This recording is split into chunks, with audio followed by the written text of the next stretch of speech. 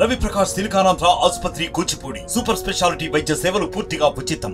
Elections జరుగుతున్నటువంటి సందర్భాల్లో last time కూడా నేను 5 సంవత్సరాలకు వచ్చాను. అప్పుడు జరిగినటువంటి ఎలక్షన్స్ కూడా మేము వచ్చాం.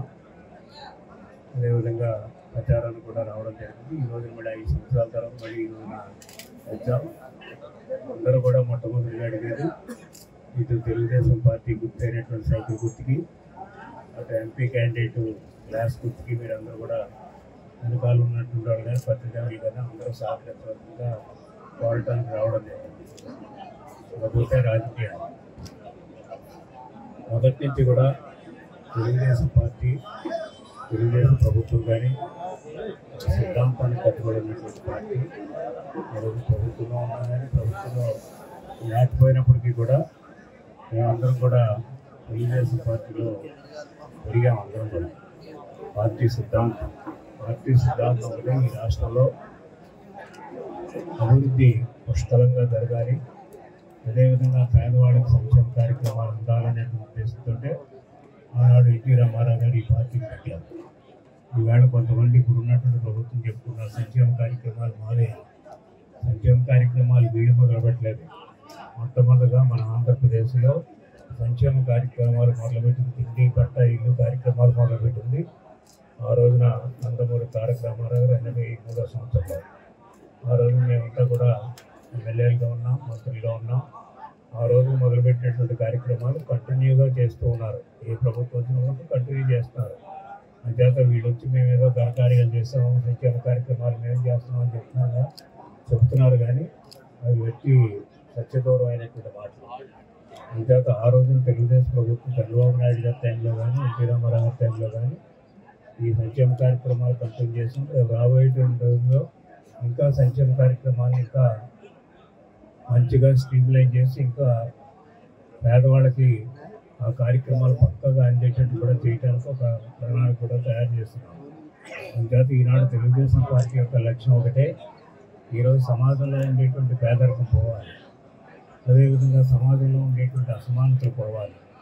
ఈ రెండింటినీ బేస్ చేసుకునే ఈనాడు అవి పోవాలంటే యువత ఖాళీగా ఉన్నారు, యువతకు ఉద్యోగాలు లేవు. అంచేత యువతకు సంపాదన కావాలంటే వాళ్ళకి కావాల్సినటువంటి ఉద్యోగాలను ఉండాలి. అదేవిధంగా సెల్ఫ్ ఎంప్లాయ్మెంట్ కింద వాళ్ళకి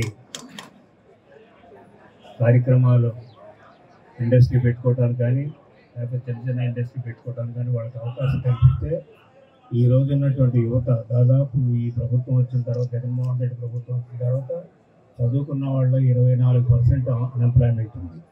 అంటే రోజు రోజుకి కూడా పెరుగుతూ ఉంది. చదువుకున్నటువంటి వాళ్ళు పెరుగుతున్నారు, అన్ఎంప్లాయ్మెంట్ పెరుగుతున్నారు, సమాజంలో అన్రెస్ట్ పెరుగుతున్నారు. దీనివల్ల ముఖ్యంగా నష్టపోయేది SC, ST, BC, minorities, EBC వర్గాలు. అంచేత వీళ్ళని ఆదుకోవాల్సినటువంటి బాధ్యత ఉందనేటువంటి చంద్రబాబు నాయుడు గారు మొదటి నుంచి కూడా దానికి ఒత్తాసు పలుకుతున్నటువంటి పవన్ కళ్యాణ్ గారు కూడా ఈనాడు కూటమి ఏర్పడటానికి కారణం ఈ రాష్ట్రం అన్ని విధాలుగా నష్టపోయింది. ఆర్థికంగా నష్టపోయింది. నిన్న నేను చెప్పాను దాదాపు 13 లక్షల కోట్ల రూపాయలు అప్పు, అదేవిధంగా ప్రతి మనిషి మీద 2,50,000 రూపాయలు అప్పు ఉంది. మనం సొంతంగా చేసే అప్పు కాకుండా ప్రభుత్వం చేసిన అప్పు కూడా ప్రజలే తీర్చాలి. ట్యాక్సుల రూపంలో ప్రభుత్వానికి కట్టి ప్రజల డబ్బుతోటే అప్పులు తీరుస్తారు. అంతేత భవిష్యత్తు అంతా కూడా అంధకారం చేసినటువంటి ఈ ప్రభుత్వాన్ని, రాష్ట్రాన్ని కాపాడుకోవాలి, ప్రజలను కాపాడుకోవాలనే ఉద్దేశంతో మా పవన్ కళ్యాణ్ గారు కూడా ఆయన నడుము కట్టి, అదేవిధంగా ముందు జనసేన తెలుగుదేశం పార్టీ ఒక కూటమి ఏర్పడ్డాం. ఆ కూటమితో పాటు కూడా బీజేపీ నేషనల్ పార్టీ అయినప్పుడు కూడా వాళ్ళని కూడా ఒప్పించి కూటమిలో చేర్చారు. అంతేత 3 పార్టీలు కూడా ప్రధానమైన ఉద్దేశం నేషనల్ పాలసీ కానీ స్టేట్ పాలసీ కానీ చూస్తే, తెలుగుదేశం పార్టీ పాలసీ కానీ చూస్తే పేదరిక నిర్మూలన జరిగితే తప్ప ఈ యొక్క సమాజం ఏర్పడదు, నవ సమాజం ఏర్పడదు. అంచేత ప్రజలకు సుఖజీవనం ఉండదు. అంచేత పేదవాళ్ళందరికీ కూడా ఆదాయం పెరగాలంటే ఒక సంక్షేమ కార్యక్రమాలతో ఆదాయం పెరగదు. సంక్షేమ కార్యక్రమాలు ఇస్తున్నామని ఒకవైపు చెప్తూనే మరొక వైపు దానికి అంతకంటే అదనంగా వెనకలాడుకుంటున్నారు.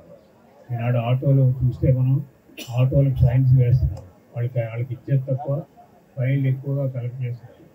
ఆ విధంగా అంటే ప్రభుత్వం ఇచ్చేది రూపాయి అయితే మళ్ళీ తిరిగి వసూలు చేసే 90 రూపాయలు వసూలు చేస్తున్నారు. ఆ విధంగా నష్టపోతున్నారు ప్రజలు. సంక్షేమ కార్యక్రమాలు వీడికి నిర్వర్తించేస్తూనే ఉన్నాం. ఈనాడు బాధ్యత తెలుగుదేశం కూటమి యొక్క బాధ్యత ఒకటే. ఈనాడు పేదరిక నిర్మూలన కావాలి. దానికి ప్రజల యొక్క ఆస్తులు పెరగాలి.